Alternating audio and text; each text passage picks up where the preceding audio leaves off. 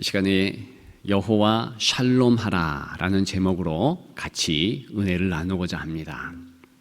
우리가 본문의 말씀을 읽었지만 믿음의 주여 온전케 하시는 주라 했습니다. 이 주님의 모습이 얼마나 아름답습니까? 그런데 이러한 예수님을 만났을 때 마음의 불편함을 감추지 아니한 제자가 있었습니다. 바로 베드로였지요. 누가복음 5장에 의하면 베드로가 예수님에게 만나서 처음으로 한 말은 이렇습니다. 선생님, 우리들이 밤이 새도록 수고하였으되 잡은 것이 없지만은 말씀에 의지하여 내가 그물을 내리리이다. 어떤 상황일까요? 예수님께서 갈릴리, 작은 호수가 아닙니다. 꽤나 넓은 바다와 같은 호수입니다. 지평선까지도 가물가물한 그런 넓이의 호수예요.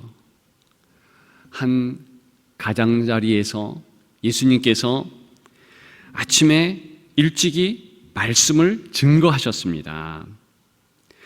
그런 이후에 그 갈릴리 호수에서 어부 생활을 했던 베드로에게 말씀하셨지요. 깊은 곳으로 가서 그물을 내려 고기를 잡으라.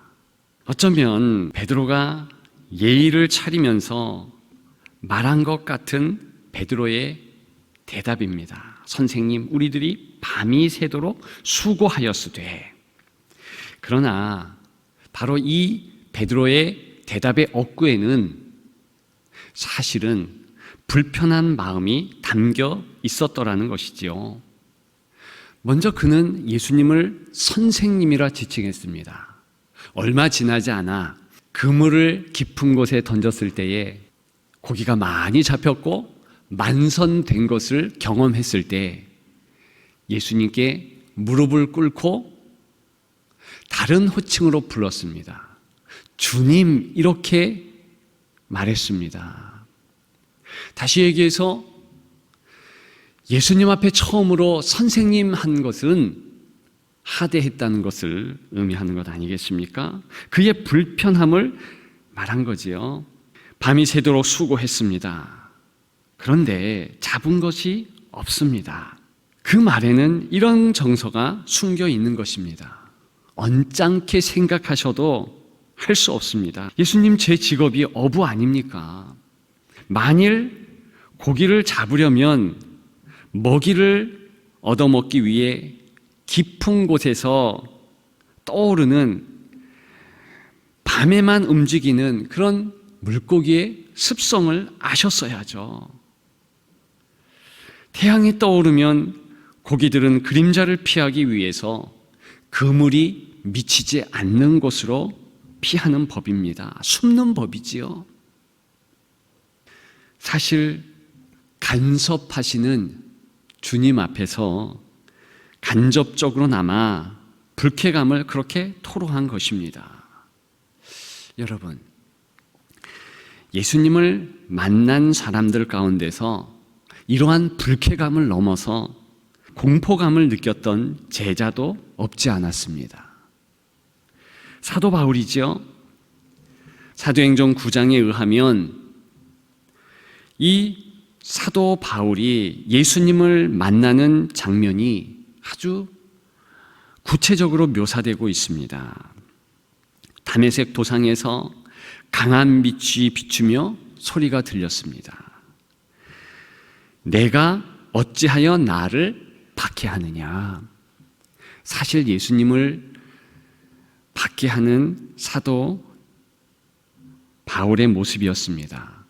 원래 박해자였죠. 예수 따르는 자들을 붙잡고 감옥에 넣고 또 심하게 어려움을 주는 그런 유의 사람이었습니다. 네가 어찌하여 나를 박해하느냐. 사도 바울의 대답은 어떻습니까? 주여, 뉘시나이까. 그러면서 땅에 엎드러졌습니다. 성경에 보니까 놀랍고 두려웠다는 것을 잘 알 수 있습니다. 사흘 동안 보지 못했고 먹지도 마시지도 못했습니다. 여러분, 오늘 본문에 보면 허다한 증인이라는 어구가 나오고 있습니다. 1절에 나오죠. 우리에게 구름같이 둘러싼 허다한 증인들이 있으니 그랬어요. 예수님을 만난 사람들이죠. 앞서간 성도들이죠. 이들 중에는 예수님을 만나자마자 기쁨과 감격이 넘친 사람들도 많았을 것입니다. 그러나 참 많은 이들이 베드로와 바울 같은 그런 마음을 품은 사람들도 역시 많았을 것입니다. 불쾌감을 느끼고 공포심을 느꼈던 그런 사람들 말입니다. 여러분, 여러분들은 어떠십니까? 허다한 무리 가운데 예수님을 만났을 때에 기쁨과 감격과 감사함으로 그렇게 예수님에게 달려갔습니까? 아니면 베드로와 같이 불쾌감을 토로하거나 사도 바울과 같이 공포감을 나타내거나 아니면 그 중간 불쾌감 비슷하고 도망가고픈 마음 비슷한 그러한 감정으로 예수님을 만나셨습니까? 지금은 어떠셔요? 여전히 예수님을 향하여서 혹시나 불쾌감이나 혹시나 두려운 마음을 가지고 있는 것은 아닌지요? 저는 그 모습도 좋다고 생각합니다. 오히려 예수님을 만났을 때 기쁨과 즐거움과 감격보다는, 그리고 예수님과 교제할 때 역시 기쁨과 즐거움과 감격보다는 부정적인 감정, 불쾌감, 때로는 짜증, 때로는 도망하고픈 마음, 이러한 모습도 좋다고 봅니다. 오히려 복되다고 여길 수도 있다고 봅니다. 왜냐? 사실 예수님께서 다가오실 때 성경은 그 모습을 공격하는 예수님으로, 그 모습을 간섭하시는 예수님으로 나타내기 때문에 그렇습니다. 여러분, 오늘 제목은 여호와 샬롬 하라입니다. 샬롬이 나오고 있어요. 우리가 흔히 우리말로 평화, 평강으로 번역되는 히브리 말입니다. 그런데요, 이 샬롬이라는 말, 우리말에 평화, 평감으로 번역되는 이 말, 정말 우리말처럼 소극적이고 얌전한 단어일까요? 전혀 그런 것이 아니라는 것입니다. 오히려 거칠고 적극적이며 쟁취해 나가는 역동적인 단어라는 것입니다. 실제로는 전쟁 용어예요. 내게 공격한다. 그것이 성경의 샬롬이라는 뜻입니다. 여러분, 오늘 말씀에 믿음의 주여 또 온전하게 하시는 그런 표현이 있다 말씀드렸습니다. 2절이지요. 온전하게 하신다. 사실 온전하게 하신다는 이 어구가 샬롬이라는 말입니다. 온전케 한다. 여러분, 예수님은 우리를 온전케 하기 위해서 간섭하신다는 거예요. 간섭하면 누가 기분이 좋겠습니까? 8살, 9살짜리도 부모가 간섭하면 싫어해. 밥 먹는 데에 이렇게 하라 저렇게 하라 싫어한다고요. 너 글씨 쓰는데 이런 식으로 써라 위아래로 훑어봅니다. 사람이에요. 만일 예수님께서 간섭하시는 것을 진하게 경험하신 분들은 미간을 찌푸리게 되었다는 것입니다. 싫어하는 마음이 일어나게 된다는 것입니다. 베드로와 같이. 만일 정말 예수님이 여러분들의 삶에 공격하시면서 진군하시면서 여러분들에게 나아가면 여러분들은 환영보다는 마음의 문을 닫고 싶어요. 빗장을 꼭 닫고 싶은 마음이 생기지 않을 수 없습니다.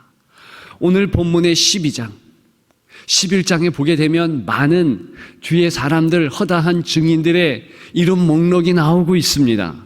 그들이 하나님을 만났을 때에 사실은 도망하고 싶은 마음이 더 많았다는 거, 불편한 것이 더 많았다는 거, 그것이 성경의 내용이라는 것입니다.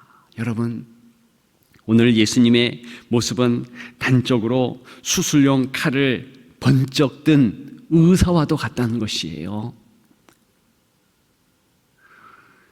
도려낸다는 것입니다. 죄의 모습, 부족한 모습, 그런 것들을 도려낸다는 것이지요. 여러분, 아프지 않겠습니까? 어렵지 않겠습니까? 싫지 않겠습니까? 그런 우리의 감정에 아랑곳하지 않으시고 실상 참된 생명 살려주시기 위해서 우리 상황을 그냥 내버려 두지 않으시고 나아오셔서 들이댄다는 것입니다. 그게 사랑이요, 그것이 성경이 말하는 샬롬이며 평화라는 것입니다. 저는 오늘 말씀을 통하여서 바로 샬롬의 이러한 모습을 좀 나누고 싶습니다. 여호와 샬롬하라. 어떤 내용을 담고 있을까요? 첫째는 하나님과의 샬롬을 의미합니다. 하나님과의 온전한 관계. 여러분, 오늘 본문에 보게 되면 참 오해하고 하나님 앞에 도망하고 싶은 상황들이 있다는 것을 알 수 있습니다. 제법 부정적인 단어들로 포진되어 있는 오늘 본문 말씀입니다. 1절에 보니까 모든 무거운 것과 그랬어요. 얽매이기 쉬운 죄 그랬습니다. 3절에 보면 피곤, 낙심 이런 단어들을 보게 됩니다. 하나님께서 허락한 현실이에요. 우리의 현실이 녹록지 않다는 것입니다. 상황이 어렵다는 거예요.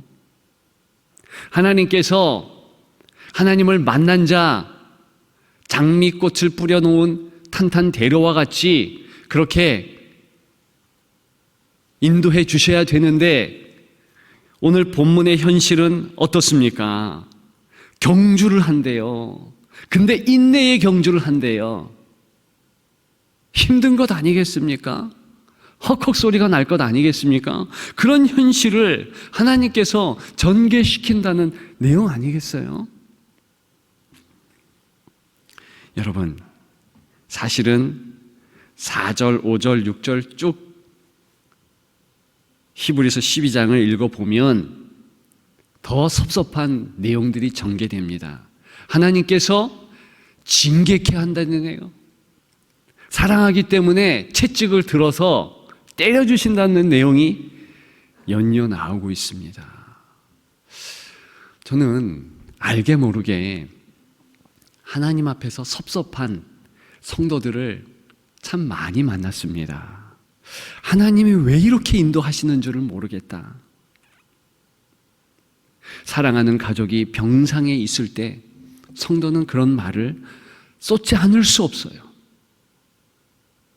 사랑하는 자녀가 실력도 되고 모든 것이 다 되는데 원하는 대학에서 떨어졌다. 그럴 때 믿는 부모라 할지라도 하나님에 대해서 섭섭하다는 거죠. 여러분들은 인생에서 그러한 섭섭한 하나님을 만나시지 않으셨습니까? 저는 만나봤어요. 왜 하나님은 하필 이렇게 가난한 가정에서 태어나게 하셨는가? 왜 하필 이러저러한 상황들을, 어려움들을 내게 허락하시나? 왜 하필? 오늘 본문의 성도도 마찬가지입니다. 경주해야 되는 거예요. 인내로 나아가야 되는 거예요. 여러분, 여호와 샬롬이라는 이 단어, 이 어구를 처음으로 사용한 구약의 인물이 있지요. 전에 설교 내용으로 같이 나누었습니다. 누굽니까? 사사 기드온이에요. 여러분, 사사 기드온을 생각하면 연민의 정이 잊지 않을 수 없습니다. 사사 기드온은 누굽니까? 300명의 용사로 유명한 사람이죠. 그런데 숨어서 타작을 할 수밖에 없는 상황이에요. 이방 백성, 미디안 족속, 하나님을 모르는 족속이 이스라엘 백성, 그리고 하나님을 잘 믿는 이 기드온도 어렵게 하는 거예요. 다 뺏어가니까 숨어서 타작을 하고 있는 그 애처로운 모습. 미디안 백성들이 물밀듯이 밀려오면 자신들은 저 산으로 들러 굴러 도망가야 될 그런 현실 아니겠습니까? 여전히 숨어서 그렇게 타작을 하고 있었죠. 한 사람이 찾아옵니다. 자기를 방문한 사람과 기드온은 여러 말을 나눕니다.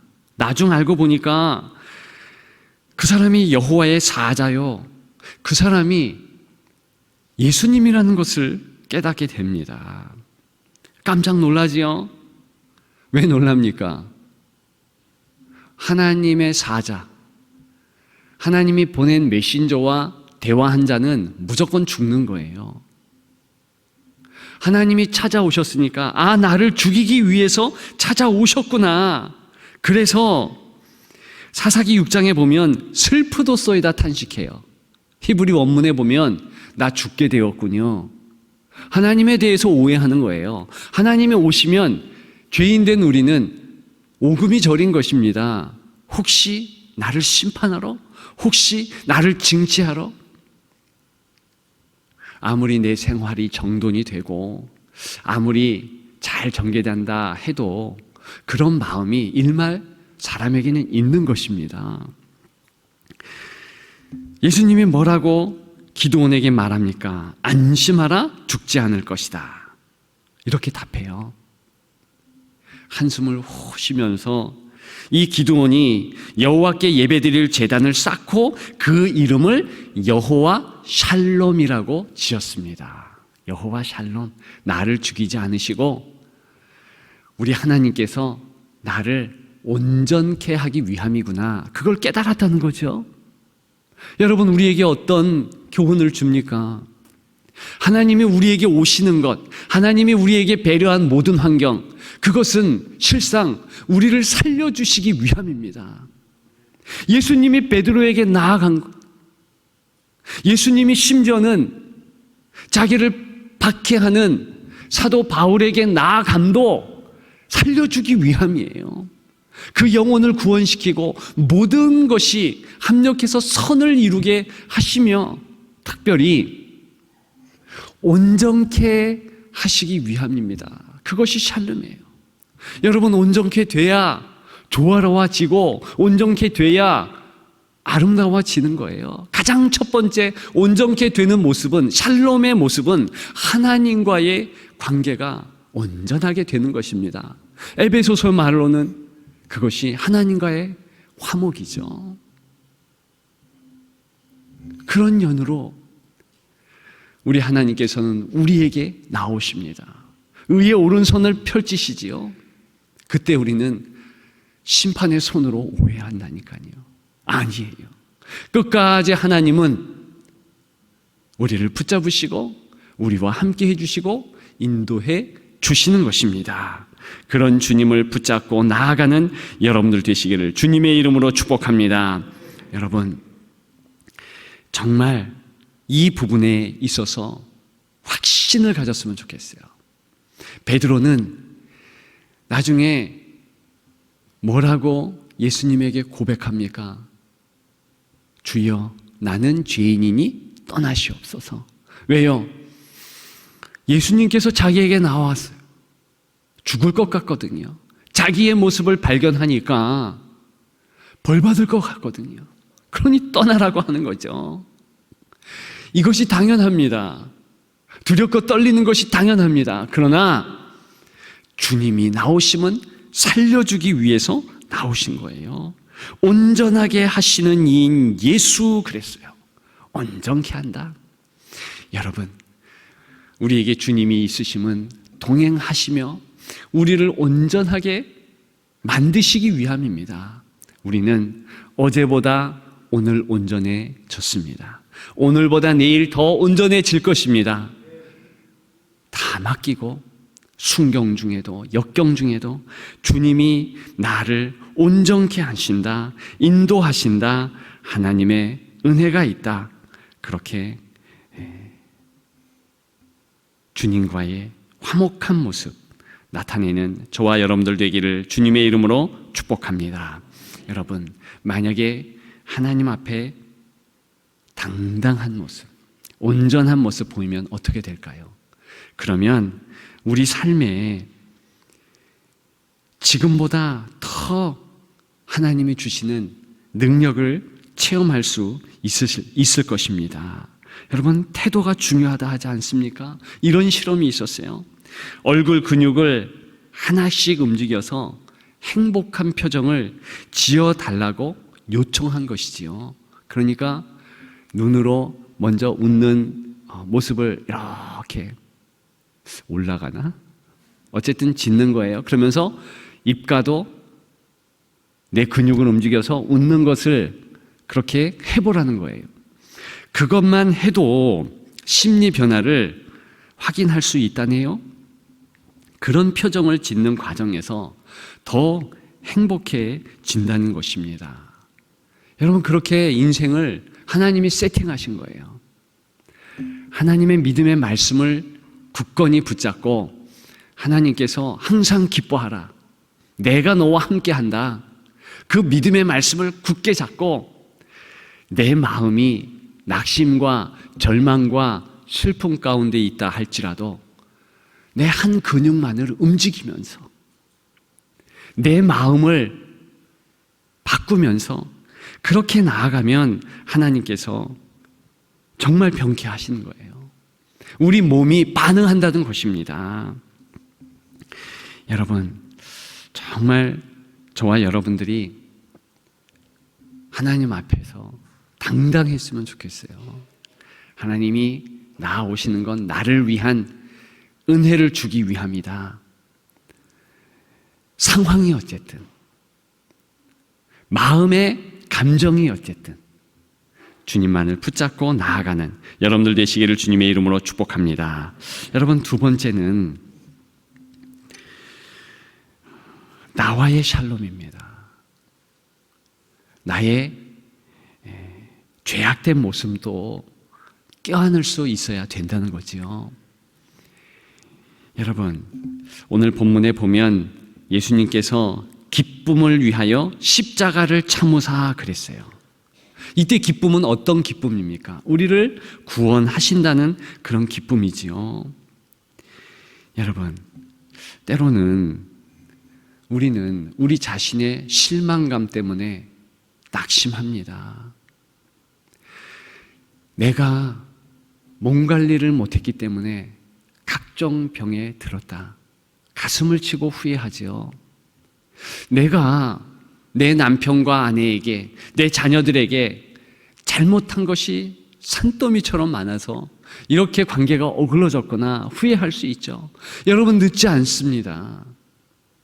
바로 그때 내가 행한 것은 그대로 토로하면서 하나님 앞에 내어놓고, 하나님, 이제부터 주께서 주장하시옵소서. 여러분, 그런 회개를 하고 나와의 관계 개선에 나아가야 한다는 것입니다. 내가 나를 받아들이지 않으면 누가 나를 받아들입니까? 하나님께서도 나의 부족한 그런 모습에도 불구하고 우리에게 오신 거예요. 그래서 우리는 존귀한 겁니다. 안을 수 있어야 되는 거예요. 요즘 우리 자녀들이 쉽게 낙심하고 절망합니다. 나 같은 것이 뭐. 왜? 학교 가면 이름을 불러주지 않네요. 1번, 2번, 3번 번호로 불러. 학원 가도 그래. 부모님도 공부를 잘하느냐 못하느냐 이런 것으로 자신을 평가하는 거예요. 자아 존중이 지극히 낮을 수밖에 없는 환경입니다. 공부 잘하는 아이는 몇 명이죠. 나머지는 다 루저예요. 이것은 하나님의 방식이 아니요, 우리의 방식이 아닌 거예요. 우리는 우리 자신을 무엇보다도 누구보다도 사랑하게 되어 있습니다. 그것이 의무인 거예요. 우리를 껴안아야 되는 거예요. 용서해주고 또 용서해줘야 되는 것입니다. 여러분, 우리의 몸이 얼마나 귀합니까? 영혼도 귀하고 몸도 귀한 거예요. 하나님의 성전이라 했습니다. 아무리 극한 마음이 들어도 우리의 몸을 해하는 것, 그것이 가장 큰 범죄예요. 보존할 이유가 있습니다. 우리 자녀들에게도 그러한 내용을 잘 가르쳐야 되는 거예요. 너는 보배다. 하나님이 얼마나 귀하게 여기신가?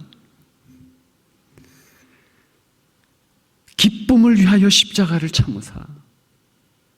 저와 여러분들을 위해서 십자가를 지셨다니까요.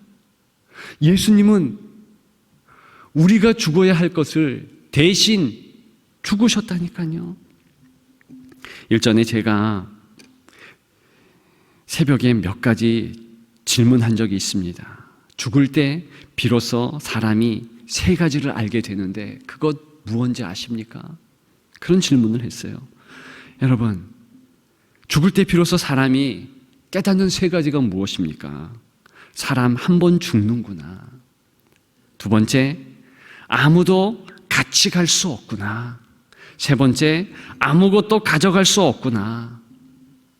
여러분, 죽을 때까지 모르는 것도 세 가지가 있지요. 그게 무엇입니까? 언제 죽을지 모른다는 거죠.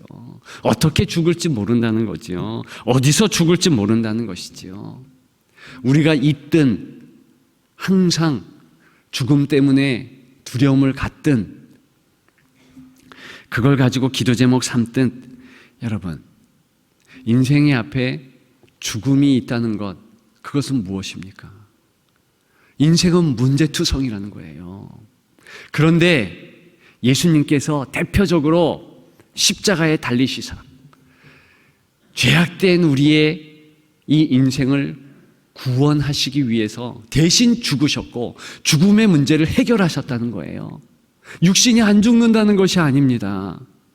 반드시 죽지요. 그러나 부활이 있는 거예요. 죽음 이후, 사후의 은혜를 기약하는 것이 성도 아니겠습니까?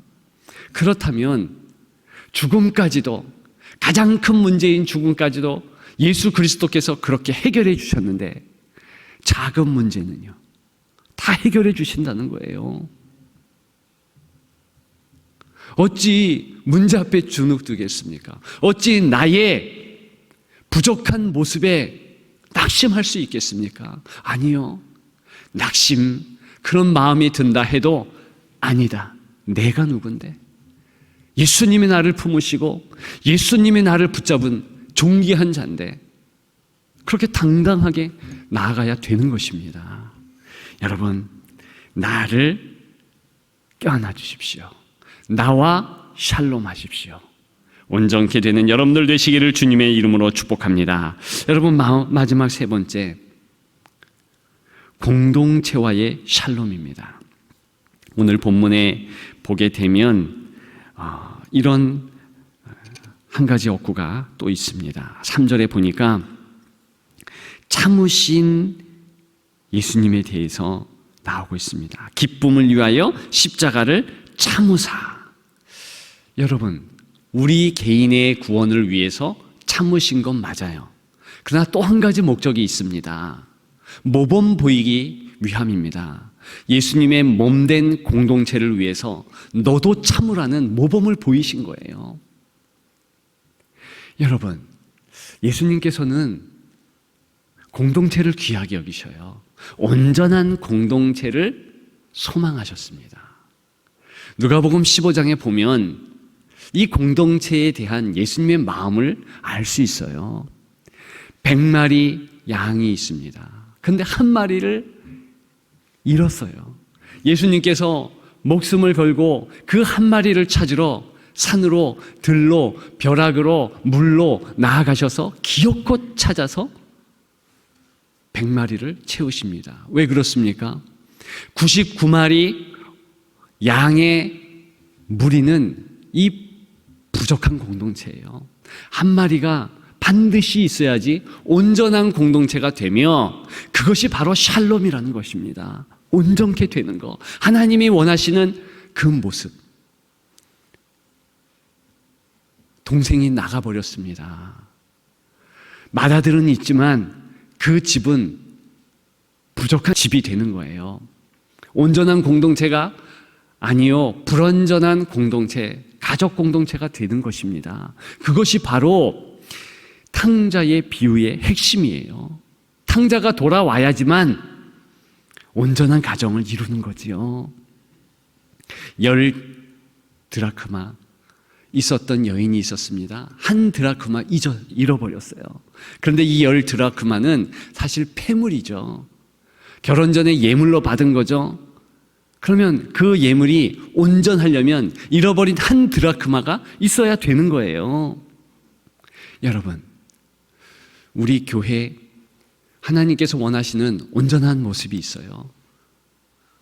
반드시 다른 성도가 있어야지만 온전해지는 것입니다. 내가 볼 때 부족하죠. 형이 볼 때 도망간 탕자 얼마나 부족합니까? 그런데 그 탕자가 있어야 교회가 교회되는 것이고 온전한 모습을 이룬다는 거죠. 여러분, 우리의 공동체에 부족한 사람, 연약한 사람 있을 수 있습니다. 그러나 그가 있어야지만 우리 교회가 되어지는 것입니다.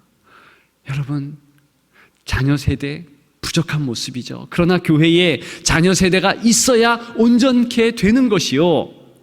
부모 세대 어떻게 보면 부족해 보이지요. 그럼에도 불구하고 연세 들고 은퇴하신 분들이 자리 잡고 있어야지만 교회는 온전하게 되는 것입니다. 여러분, 여호와 샬롬 하십시오. 하나님과의 샬롬, 나와의 샬롬, 그리고 공동체 안에서의 다른 성도와의 샬롬 이루실 때 주님께서 기뻐하시고 우리를 붙잡으시고 계속해서 인도하실 줄 믿습니다. 그런 여러분들 되시기를 주님의 이름으로 축복합니다.